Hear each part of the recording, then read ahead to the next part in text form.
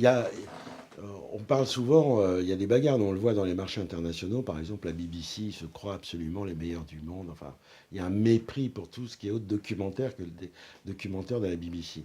Bon, et en fait, il est extrêmement formaté, toujours pareil, et même souvent c'est le journaliste qui est là en train de parler, qui est toujours présent. Enfin, et même les Anglais, je veux dire, ils supportent pas, les Britanniques supportent pas, en ont marre des documentaires de la BBC. Des fois, ils font des documentaires, souvent qui sont des documentaires fiction, mais auxquels ils mettent des moyens extraordinaires. Et là, ils ont des possibilités de faire des films que nous, en France, on n'a pas les possibilités de le faire. Ça, ils ont des moyens, et des fois, en effet, il y a des très grands documentaires. N'empêche qu'au niveau, à chaque fois, le problème qu'on a avec eux, et avec un certain nombre des fois de pays, il y a cette peur quand même des documentaristes français. Parce qu'il n'y a pas un documentaire français. Il y a autant de documentaires français que d'auteurs et de réalisateurs. Voilà. C'est qu'il y a euh, il y a cette personnalisation, et ce côté subjectif que nous, bon, c'est vrai que parce que on vient d'une histoire du cinéma, le documentaire, il a son histoire propre en France, et c'est des auteurs, et on se bat depuis des années sur les auteurs qui font du documentaire, et du coup, il y a la personnalité de chacun. Et donc, ils ont toujours peur en disant, bah ouais, mais alors, qu'est-ce qu'ils vont nous faire? Ça va être plus long, ça va être des plans séquences. Alors, il y a eu des caricatures comme ça, on l'a vu sur Arte aussi, c'était que des plans séquences, et à chaque fois, elles font du au noir, et après l'ouverture au noir, bon, ça devenait une caricature. Et ça donnait quelques très mauvais films et très chiants. Mais il y a aussi des bijoux extraordinaires, bon, des très très grands films. Mais il y a cette French touch, oui, et ça, je pense elle existe, elle est très particulière, et ce qu'on voit en tout cas. Et là, c'est de bonheur. Et là, même si par rapport à la bande à lumière, après tout ce qu'avait fait Olivier Masson par rapport au Sunnyside, et puis bon, après, malheureusement, bon, après la mort d'Olivier, donc ça a été Yves Janot qui a repris.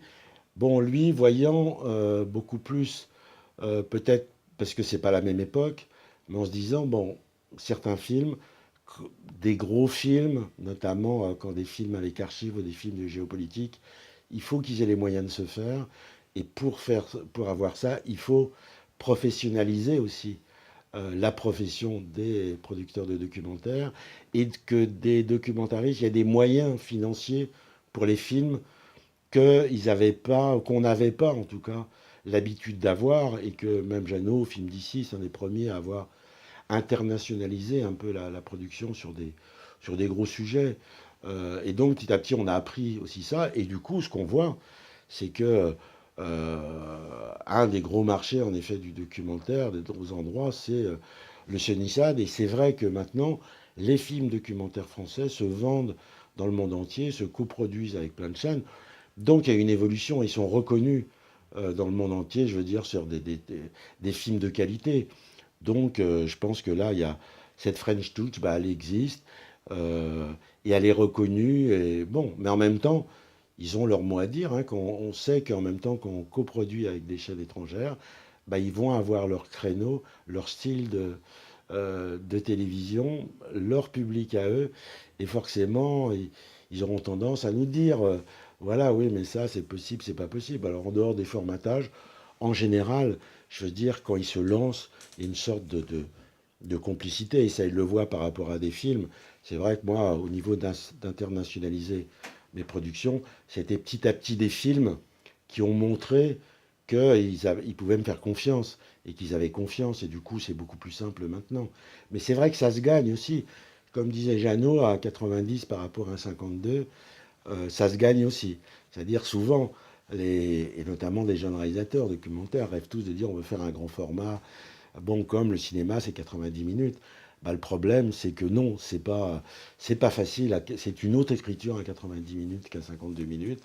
Et que bah, ça se gagne par rapport au sujet, par rapport à la manière dont il faut avoir lu l'écriture, et que des fois, on a des contrats signés sur 52 minutes, 60 minutes, et c'est au montage, pendant le montage, qu'on prouve aux diffuseurs qu'en effet, on passe aux 90 minutes, ou aux 70 minutes, aux 80 minutes. Et c'est vrai qu'en général, à part des chaînes qui sont extrêmement formatées, et on sait là qu'on peut rien faire, parce qu'ils ont leur format et que du coup, c'est pas la peine d'aller les voir faire un film avec eux si on sait que ce sera un grand format. Je veux dire, en général, les chaînes, si on a fait un beau film, si on arrive à les convaincre, il n'y a pas de problème. Je veux dire, ils sont prêts.